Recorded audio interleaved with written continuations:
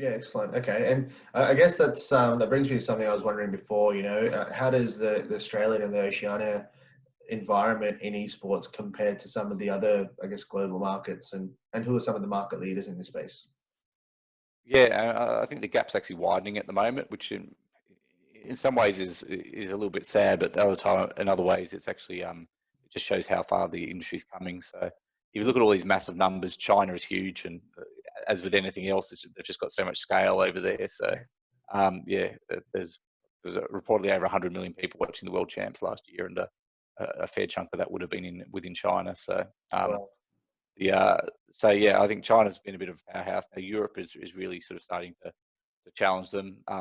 South Korea was sort of the original esports region. So South esports have been in South Korea for over 20 years. So it's huge there, but I think China has almost surpassed them just because of their scale. And now Europe and North America are both really starting to get a lot of investment in space and getting excited about it because they actually have I guess the traditional sports investors and infrastructure and model over there. So they're now starting to enter the esports space, and there's a real rivalry between Europe and North America. I think North America is getting a lot more investment, but Europe is actually performing significantly better in a number of the main titles. So yeah, it's become genuinely global. And then I guess places like India and the Middle East haven't completely taken off, but they're sort of probably that next wave of regions that are gonna come through and be relevant. And esports is also massive in South America, but probably not as many brand dollars or much as much investment over there, but still a huge following and participation base. right. Okay. And I guess the other thing I was going to allude to there was in terms of the global numbers, where do you see, are there any opportunities for Australia in terms of, partnering with a lot of global organizations, or is the fact that we're so far away and our internet speeds, this is just what I've heard. You can correct me if I'm wrong, Keith, but is that a key factor, the internet speeds and our ability to sort of stay up to speed with a lot of the other countries in the world?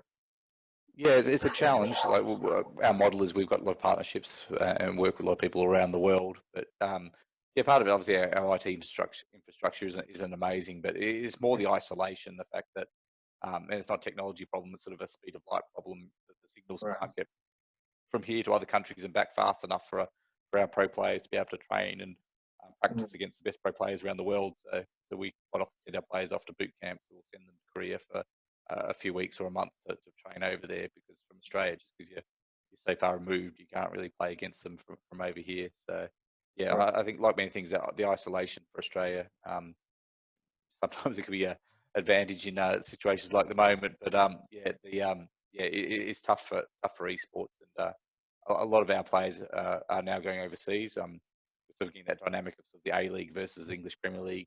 So I think there's a mass exodus of players from League of Legends from the local league, the Oceania Pro League.